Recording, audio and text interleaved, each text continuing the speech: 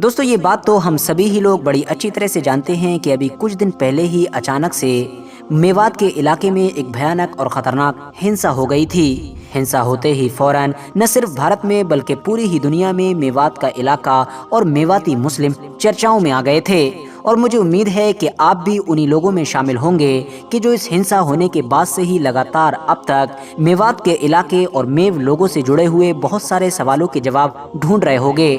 आप ये जानने की कोशिश कर रहे होंगे कि आखिर ये मेवात का इलाका है क्या, कहाँ पर पड़ता है, क्या ये कोई गांव है, शहर है, कोई डिस्ट्रिक्ट है, आखिर है क्या चीज़। साथ ही आप लोग ये भी जानना चाहते होंगे कि आखिर ये मेवाती लोग कौन हैं, इनका इतिहास क्या है, ये लोग कहाँ से आए थे, क्या करते हैं और आज के दौर में ये पूरे ही भारत में इतने ज्यादा मशहूर क्यों हैं। तो चलिए आज की इस वीडियो में हम मेवात से जुड़े हुए अपने सारे ही सवालों के जवाब जानने की कोशिश करते हैं। सबसे पहले तो मैं आप लोगों की ये कंफ्यूजन दूर करता चलूं कि आज के दौर में मेवात ना तो किसी गांव का नाम है, न ही किसी कस्बे का और न ही किसी शहर का नाम है। इतिहास में भले ही मेवात एक बड़ा इलाका हुआ करता था और मुस्तकिल इलाका हुआ करता था, बल्कि एक लंबे वक्त तक ये एक अलग आज़ाद रियासत भी रहा था। वक्त के साथ साथ ताकतवर हुक्मरानों ने इस इलाके में ताकतवर सल्तनतें कायम की और फिर उनके ऊपर लंबे वक्त तक राज किया। मगर फिर जैसे जैसे वक्त बदला वैसे वैसे मेवात का नक्शा भी बदलता चला गया। देश के आज़ाद होने के बाद जब हमारा देश एक अलग शेप में बनना शुरू हुआ और अलग अलग जिलों इवन अलग अलग राज्यों में बटा, तो मेवात भी बढ़ता चला गया। किसी दौर में जिस पूरे इलाके को मेवात कहा जाता था, आज के दौर में वो मेवात न सिर्फ कई जिलों में बल्कि ये कहिए कि राजस्थान और हरियाणा नाम की दो स्टेट्स में भी बट चुका है। यानी मेवात रीजन का कुछ हिस्सा हरियाणा में है तो कुछ हिस्सा राजस्थान में है। मगर फिर भी उस खास इलाके को ही मेवात माना जाने लगा और मेवात कहा जाने लगा कि जहां पर आज के दौर में नूह नाम का जिला मौजूद है। बल्कि इस जिले का नाम भी सन 2016 तक मेवात जिला ही हुआ करता था। सन 2016 में इसका नाम बदल दिया गया और फिर इसको नूह का नाम दिया गया। यहाँ पर ही आज के दौर में ज्यादातर मेवाती मुस्लिम आबाद हैं। यहाँ पर मेवाती के जिनको मेव मुस्लिम भी कहा जाता है, उनकी आबादी कितनी ज्यादा है इस चीज का अंदाजा इसी बात से लगाया जा सकता है कि नूह हरियाणा के 22 जिलों में से सिर्फ इकलौता ऐसा जिला है कि जहाँ पर मुस्लिम मेजॉरिटी में हैं। रिपोर्ट्स की माने तो यहाँ पर हिंदू मुस्लिम का रेशियो 80 और 20% बताया जाता है। यानी 80% मुस्लिम हैं तो 20% के करीब हिंदू मौजूद हैं। मेवाती मुसलमान ऐतिहासिक तौर पर अपने आप को राजपूतों का वंशज मानते हैं। यही वजह है कि दूसरे मुस्लिमों से उलट आज भी मेवाती मुस्लिमों की यहाँ पर आप लोगों को हिंदू ट्रेडिशन और हिंदू कल्चर का गहरा असर दिखेगा। इनके शादी ब्याह या फिर इस तरह की जो दूसरी चीजें होती हैं उनमें आज भी बहुत सारी हिंदू रस्में पाई जाती हैं। और तो और अगर आप लोग मेवात के इलाकों में जाओगे तो आप महसूस करोगे कि मेवाती मुसलमानों में कुछ लोगों के नाम भी ऐसे होते हैं कि जो देश के बाकी इलाकों में हिंदू कम्युनिटी के लोग ही रखते हैं, मुस्लिम कम्युनिटी के लोग नहीं रखते हैं। मेवाती मुसलमानों के तार इतिहास में आज से लगभग 650 या फिर 700 साल पहले पैदा होने वाले एक हुक्मरान कि जिनका नाम राजा सोनपरपाल हुआ करता था उनसे जाकर जुड़ते हैं। राजा सोनपरपाल एक राजपूत हुआ करते थे, मगर फिर बाद में यानी कि 1355 ईस्वी में उन्होंने इस्लाम धर्म अपना लिया था। राजा सोनपरपाल कि जिनका नाम इस्लाम अपनाने के बाद नहर खान हो गया था, उन्होंने मेवात के इलाके पर कायम की गई एक ताकतवर और खुशहाल सल्तनत पर लंबे वक्त तक राज किया था। उनको वली मेवात के नाम से जाना जाता था, जो एक उपाधि थी जो उस दौर में दिल्ली सल्तनत के ताकतवर हुक्मरान यानी कि फिरोज शाह तुगलक की तरफ से दी गई थी। बाद में उनकी नस्ल से जो दूसरे लोग भी मेवात की गद्दी पर बैठे, उन लोगों को भी इसी उपाधि यानी कि वली मेवात के नाम से ही जाना जाता था। मेवातियों के पूर्वज यानी कि राजा नहर खान की ये सल्तनत 1527 तक कायम रही थी, मगर फिर उस दौर में एंट्री हो चुकी थी ज़हीरुद्दीन मोहम्मद बाबर की, जिसने न सिर्फ मेवात की ही सल्तनत बल्कि इस इलाके की जो दूसरी और भी छोटी बड़ी सल्तनतें थी उनको भी पूरी तरह से खत्म कर दिया था और यहाँ पर एक स्टेबल और ताकतवर सल्तनत की बुनियाद रखी कि जिसको इतिहास में मुगल सल्तनत के नाम से जाना जाता है। बाबर के साथ भी मेवातियों की जंग की बड़ी दिलचस्प कहानी है। बादशाह ज़हीरुद्दीन बाबर के जो अपनी पहले ही जंग में इब्राहिम लोदी को हरा चुका था, दूसरी जंग में उसका मुकाबला था राणा सांगा से। وہی راڑا سانگا کہ جس کے بارے میں یہ بھی دعویٰ کیا جاتا ہے کہ یہی وہ انسان تھا کہ جس نے بابر کو بھارت آنے کا نیوتا دیا تھا۔ فی الحال اس دور میں میوات کے علاقے پر راج ہوا کرتا تھا حسن خان میواتی کا، کہ جو راجہ نہر خان کی اس سلطنت کے آخری اور ان کی نسل کے بھی آخری حکمران تھے۔ انہوں نے اس جنگ میں راڑا سانگا کی طرف سے لڑنے کا فیصلہ کیا۔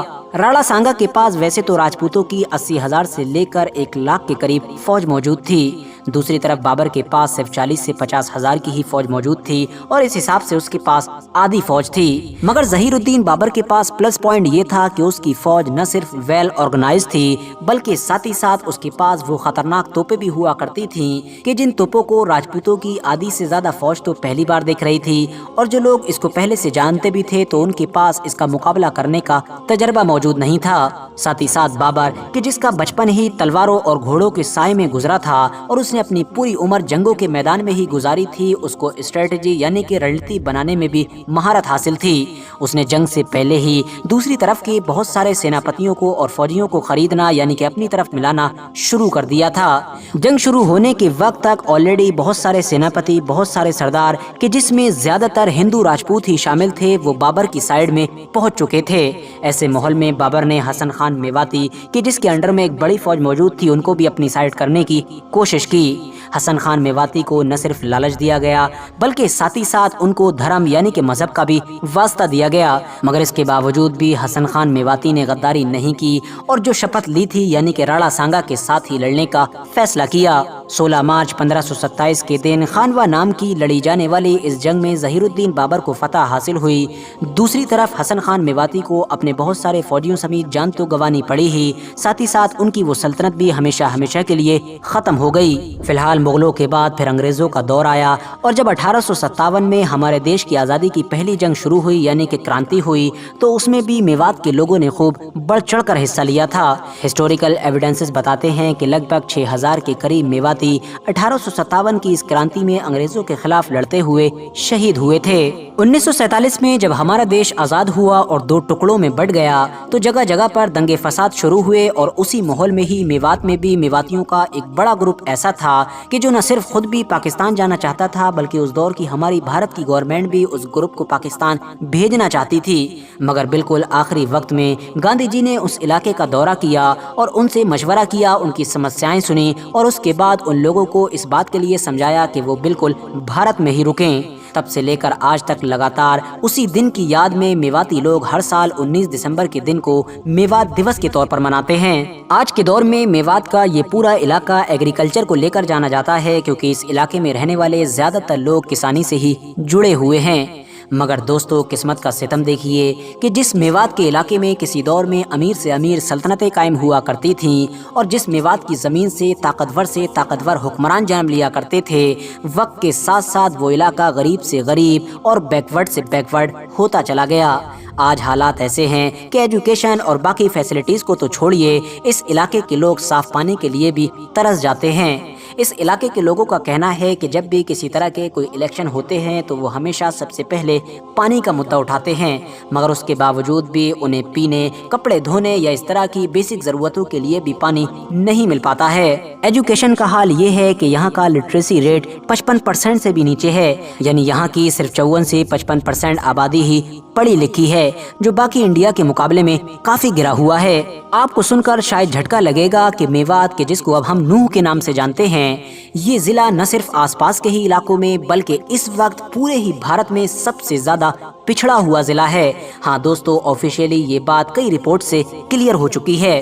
ان تمام چیزوں کو لے کر جہاں ایک طرف میوات کے لوگ وقت وقت پر آنے والی سرکاروں کو ذمہ دار ٹھہراتے ہیں اور یہ کہتے ہیں کہ کیونکہ اس علاقے میں وہ لوگ زیادہ سنکھیا میں ہیں تو ان کے ساتھ سوتیلا سلوک کیا گیا، تو وہیں دوسری طرف ساری سرکاریں ان تمام چیزوں کا ذمہ دار خود میواتی لوگوں کو مانتی ہیں، اور ان کے مطابق ان ساری چیزوں کی وجہ صرف اور صرف میواتی لوگ خود ہی ہیں۔ فی الحال دوستو، اس ویڈیو سے پہلے آپ لوگ میوات کے بارے میں کتنا جانتے تھے؟ ویڈیو کے کمنٹس باکس میں ضرور بتائیں۔ ساتھ ہی ساتھ میوات کے علاقے کی آج کی جو کنڈیشن ہے اس کے بارے میں آپ لوگ کیا رائے رکھتے ہیں، اور آپ لوگوں نے ابھی تک اس کے بارے میں کیا کیا پڑھا ہے، کمنٹس باکس میں ضرور شیئر کریں۔ ویڈیو پسند آنے پر نہ صرف ویڈیو کو لائک کریں بلکہ اپنے فرینڈز کے ساتھ بھی ضرور شیئر کریں، اور اسی طرح کی نالجیبل اور ہسٹوریکل ویڈیوز ہمیشہ دیکھنے کے لیے ہمارے اس چینل کو سبسکرائب کرنے کے ساتھ ساتھ بیل آئیکن کو بھی ضرور پریس کریں۔